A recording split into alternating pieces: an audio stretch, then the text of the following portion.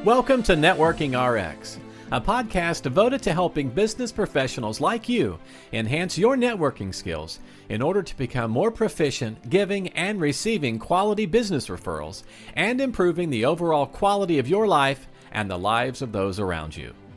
The Networking RX podcast is a production of AmSpirit Business Connections, an organization whose mission is to empower business success through networking. When I went off to college, Beloit, Wisconsin, go Buccaneers. But when I went off to college and was met with my advisor, didn't know I had an advisor, didn't know there was such a thing. I was so immature going off to college. That's neither here nor there. But we were trying to figure out classes, and one of the classes he signed me up for was economics. Okay. I had an interest in business. He figured that would be a good place to start. So I signed up for an economics class. And I remember, it fascinated me from the start. And there were a lot of little things about it, just because what economics is economics are the things that are happening all around us, really. How we make decisions, how countries make decisions. And they just sort of happen. You think they're sort of happening, but no, there's really rhymes and reasons why things happen. So it was intriguing to me.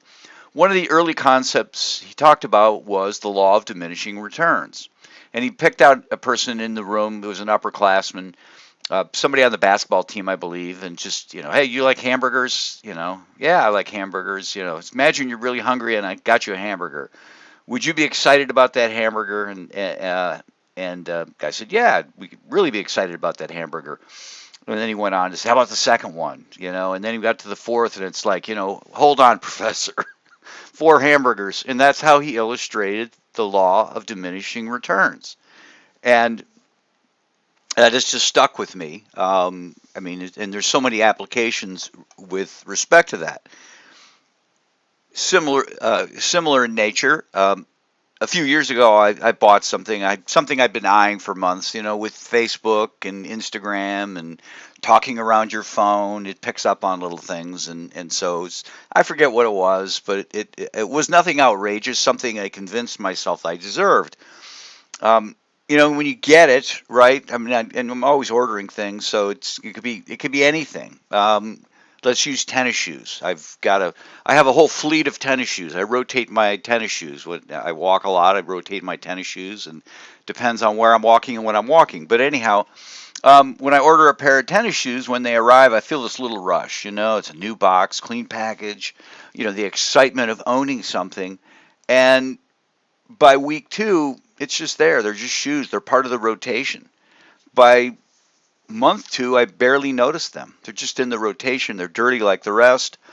But I contrast that purchase with making an introduction between 2 people, and I'm always doing that. There's always people coming to my life, and they need to meet this person or that person. So I'm making introductions. It's easy. Really just quick email to connect 2 people. A lot of people I know are just, hey, just connect me to people. You don't need to explain. You don't need to give my permission. Just connect us. Some need more than that, and that's fine, but it's neither here nor there. But I made this introduction, and I find that a few weeks later I get a call from the person, one of the people, saying, "Yeah, Frank, that was great. That was a great introduction." And I hear that a lot. Not that there is anything great about me, but I think there's value in any time 2 people are meeting, 2 genuine people are meeting. My point is that the feeling of the purchase faded, but the introduction didn't, right? I still felt good about it, and and I feel good about introducing 2 people, and they're receptive to it. I want to do more. And I don't know that it ever fades. I run out of time, and I can't spend my whole day introducing people. I have things to write. I've got this podcast I record, so it can't be perpetual. But the point to all of this is that most pleasures fade. And what psychologists call this is hedonic adaptation. It fades. You win $1 million, you're going to be excited. But studies show that people who win a ton of money like that, well, study shows they blow it, but study shows that if they were miserable before they got the money, eventually they're going to be miserable again, right? And it's in reverse too. People who go through, suffer a horrific tragedy, if they're a happy person before, they'll find a way to be happy. They'll find a way to be happy, and that's our our systems adapt. Hedonic adaptation, the hedonic treadmill, right, if you will. But at any rate, back to the law of diminishing returns. The first cup of coffee is amazing, or whatever your drink is. The fifth, it's just coffee. And so it's the same thing with purchases. Purchases, upgrades, rewards, those sorts of things, they fade in time. But there was a study, and I've talked about this before. It was episode 120 of the podcast, and I've recycled it, and it's worth repeating. But there was a study out there, and what they did was they brought students in, a lot of times students, and they gave them $5 to spend on themselves. This is kind of a daily thing. Come on in and get your $5 to spend. And they did. Every day, come get your $5, go buy yourself a cup of coffee. But other people came in and they got $5, and they were charged with giving that $5 away. Go buy somebody a cup of coffee. Find some way you can give $5 away. I don't know if you can get a cup of coffee for $5 anymore, but nevertheless, you understand the point.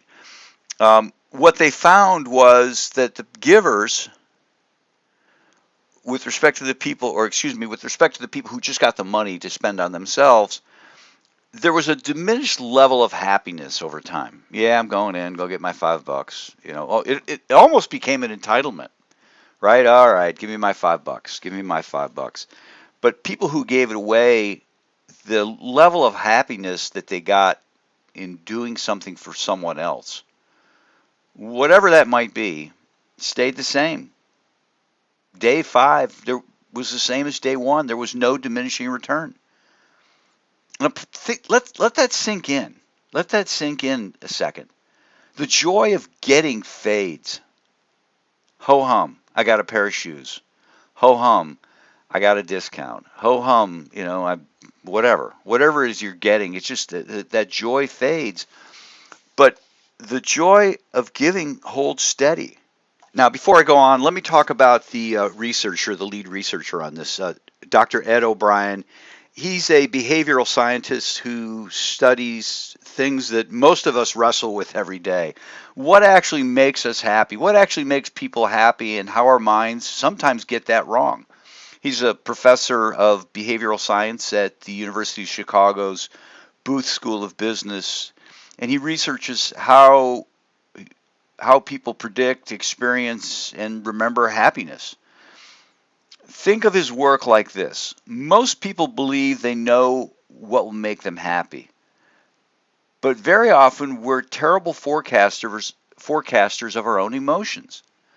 And so O'Brien studies those gaps between what we think we will feel good about and what we actually feel good about. So that's Dr. O'Brien's work. So let's get back to his study. Why did this happen? Why was this joy of giving? Why did it never fade? It wasn't because people thought harder, or it wasn't because giving was more novel. It wasn't incidental differences. There were 2 key drivers. One, giving connects us to other humans, and we are hardwired to belong to other people. When we spend for ourselves, we get that little cup of coffee and sit off in the corner and we sip it, and we're just all by ourselves. We're not connected. But when we do something for somebody else, when we buy somebody else a cup of coffee, or hey, whatever, we're connecting to somebody, even if it's kind of an anonymous sort of a thing. In that instance, we're connected to somebody. We've brought joy to another person's life, and that's just a key driver with humanity. And so we're looking for these opportunities to give. It gives us, it's just kind of an ongoing thing.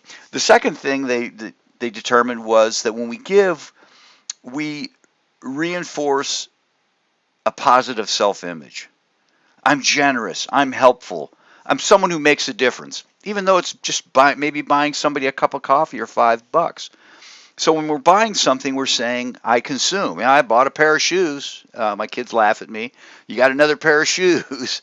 But giving says, this is who I am. And that identity kind of sticks with us. Now let's bring this into networking, right? In networking, many people chase. What can I get? Who can help me? Where's my referral? That's consumption thinking. But here's the shift. If giving sustains happiness, then building a generous-based network, a referral-based network where you're helping other people, it's not draining, it's energizing. Every introduction, everything you share, every thoughtful follow-up, every opportunity creating something for someone else, those moments don't fade. They're connecting us to other people, and they're helping build our identity, how we feel about ourselves and how other people see us. And that meaning accumulates over time. And so if happiness stays strong when giving is repeated, even when that giving is in identical ways, right? I'm continually making introductions to my friend Derek. Then we don't have to reinvent generosity every week. If you're buying things, what kind of shoe? I got to get a different pair of shoes, right? We just have to practice it consistently. So 3 challenges to kind of bring this thing home. Give something small every day. An introduction, a resource, a kind note, a review, 5 minutes of your time to somebody. Just make a point of doing that. I'm going to put in the show notes, I'm going to put a link to a blog article. It's pinned on our blog, the AmSpirit blog, related to my book, The Giving Journal. I'm not selling the Giving Journal. I give it away. There'll be a link there. You can download it. No, I'm not collecting any information. It's totally just a gift. And I've talked to, maybe hundreds of people who have downloaded it and read it. It's a really quick read. But it's how I helped myself become more focused on trying to help other people. How to become more intentional with respect to giving. How to kind of make giving a habit, right? Enough on that. Go ahead and grab it. I'll put a link in the show notes. So the first thing, give something daily. Second challenge is don't wait for novelty. Giving doesn't have to be grand gestures. Again, small daily habits. What are just little things that you can do for somebody? Just stopping and saying, I really appreciate, what you did. I really appreciate you staying 5 minutes extra. I really appreciate you, I know you're supposed to be here on time, and you do get here on time, and I really appreciate it. I know it's not easy. You've got kids. Those things matter. It doesn't have to be anything novel. And then track how you feel. The Giving Journal, again, I'll put a link in the show notes. In the Giving Journal, what I did to kind of get this mindset was I just kept track of what I was giving. Not to keep score. I didn't indicate who I was doing things for, just that I did something. But with respect to this, keep track of how you feel. Keep track of what you give and keep track of how you feel about it. Maybe, how it's changed somebody, how it's changed you. And what I found with respect to the Giving Journal, and I still note today, is that the more I give, the more I'm looking for opportunities to do things for other people. And it just makes me feel better about my situation. I don't know that it changes anything necessarily. A lot of times I'll do things for people and they don't even necessarily know it's happening.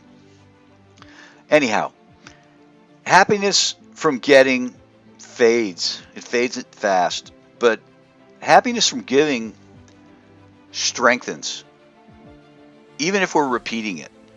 So if you want a life that doesn't feel stale, stop chasing what you can consume and start building who you are through what you give. And give today, and then give again tomorrow. Thanks for joining us on the Networking RX podcast. Please put what you've learned into action today and let us know if you have questions, comments, or ideas for future topics. You can email them to us at podcast@amspirit.com. That's AmSpirit.com. Finally, so you never miss an episode, be sure to subscribe to the Networking RX podcast through iTunes, Overcast, or however you receive your podcasts. Now get out and network with someone. The Networking RX podcast is the copyright production of AmSpirit Business Connections. All rights reserved.